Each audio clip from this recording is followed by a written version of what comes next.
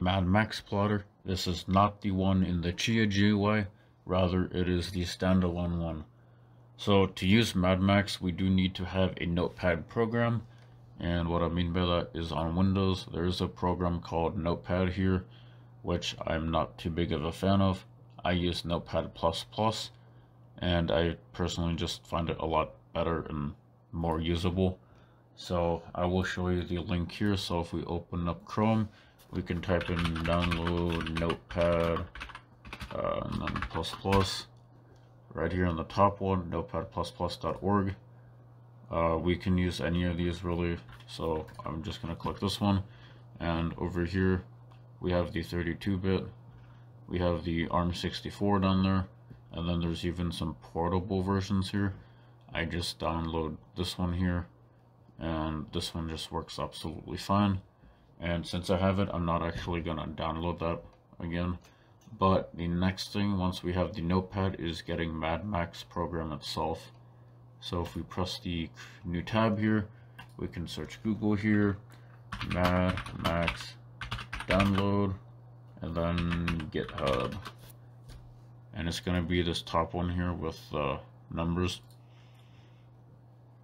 So this is the GitHub page for the MadMax program.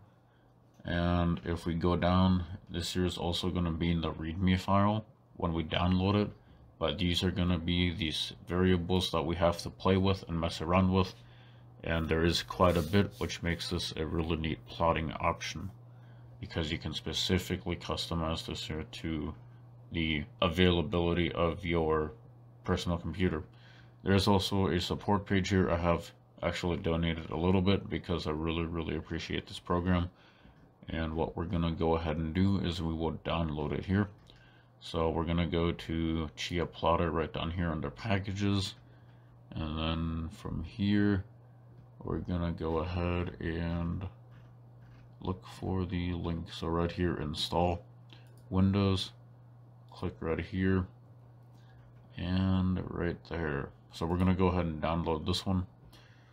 And as you see, it loads quickly because it's a small file, and I have it opening in WinRAR. And this here is the contents of it. We're going to go ahead and extract this here to a location where we know. I'm just going to do local disk here, and then I'll just call it MadMax, so default. Okay. Now once that's been extracted, we can go ahead and close out of here, and we'll navigate to where we downloaded that. So right here, this here is exactly what we saw in the screenshot and the site. So it is important to have the README here, because this here gives us the variables to play with. And then we want to work with the command here. So if we right click, we're going to get a show more options and edit with Notepad++. There we go. Alright, now that we have that here, we're going to go ahead and have the Notepad open as well.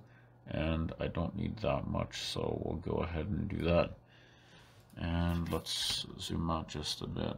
Okay, so this here is what the document looks like that we're working with, or the Notepad here. And the line that we are going to change is just the stuff right here that I highlighted. So if we look here, -n or -n, and that is for the count number of plots to create. So when we plot, as you know, there's different sizes of drives. I will leave a link of that or list of that in the description here. But in the case of me, I have a lot of 12 terabyte drives, so that's going to be 110 plots max. If I already have some filled, then you can adjust it to how much more that drive can fit. If you have a brand new 12, then you would just go ahead and we would change this variable here to 110. Now if we look here under the -r, this here is going to be threads.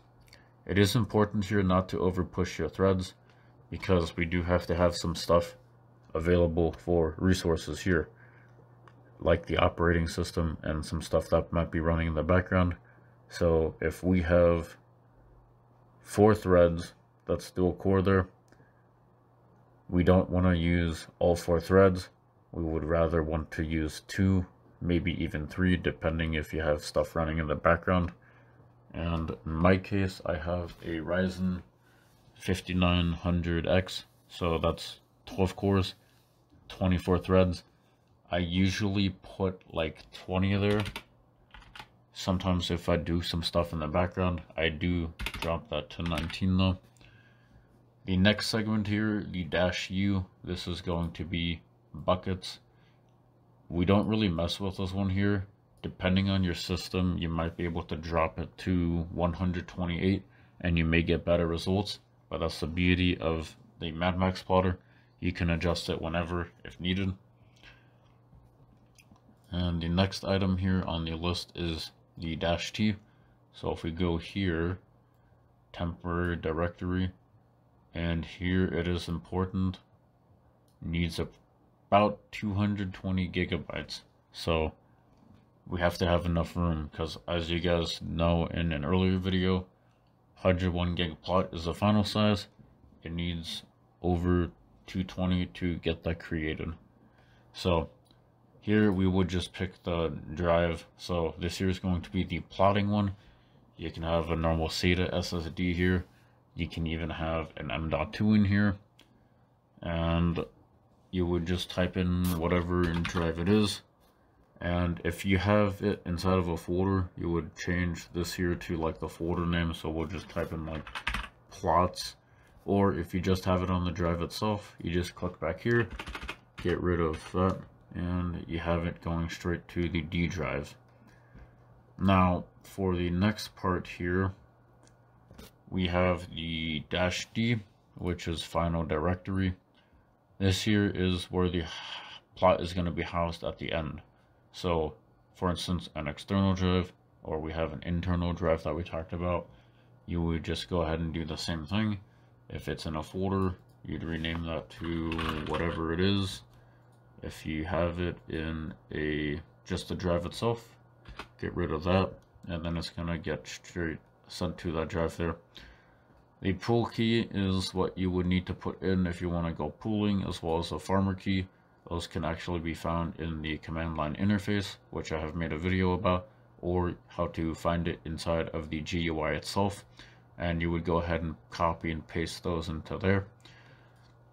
Now, as far as some other items here, which you don't see, some drives and motherboards, you can have 2 M.2s, and like I said, those ones do write quite hefty, very fast speeds.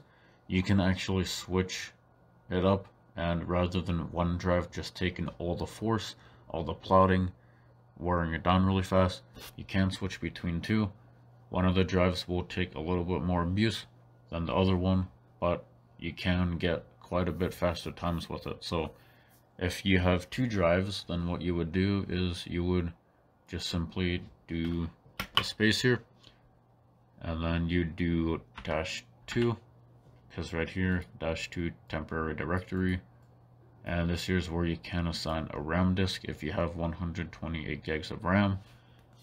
Or you can just stick another M.2 in there, and then since we have this incomplete, we would just do space, and then for example, we can just do this Z drive and then do like so, and that will now have some of the items go onto the one drive.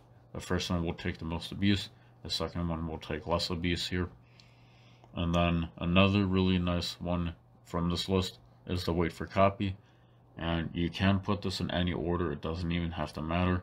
So I'm just gonna, like for instance, we'll put it right after here, so we can do -W, and what this here does is, rather than it starting up the next plot as soon as it gets finished being created, it's gonna wait for the copy of it, and then once the copy is done, then it can start with the plotting, and that's going to dedicate your resources to just that one plot rather than having 2 going at the same time and slowing down. So that's the really basics of MadMax here, and like I said, some of these I just haven't used yet. Other ones are quite important because we don't want to overstep the boundaries. Some of these only work with a couple hardware pieces, but this here will be the MadMax tour, and I will have the link for Notepad++ once again in the comments. I will have the instructions here in the comments, and then yeah, this program has helped me save tons and tons of time. It took a little bit to get used to, but once you have most of the settings done, the only real things you need to change are the number right here. Sometimes this here, if you're doing stuff in the background, and then the final directory, we have to change if we just fill up like a different drive.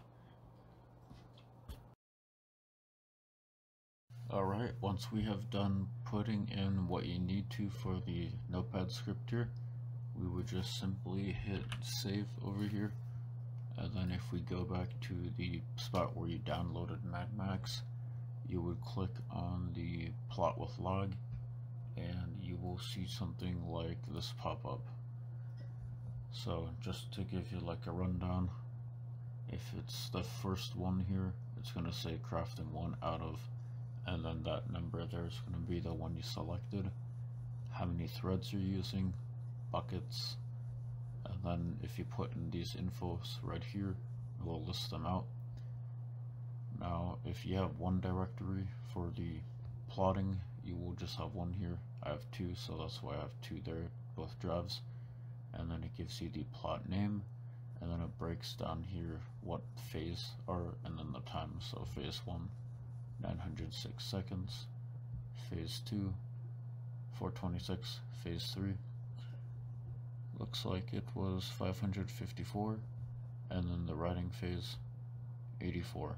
So to see the final size here, and then right here the total creation time was 1971 seconds, or 32 minutes. If you do lots and lots of plotting, this time will eventually go up just because you are wearing the drive down a bit more. But with the tweaking of the threads, you can either raise that or drop that.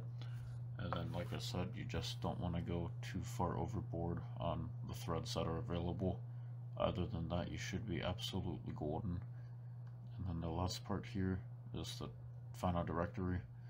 As you see, with the current configuration, since I have on 2 drives, it is a bit longer here for 420-second copy, but if you have a single one, that might actually be a bit faster.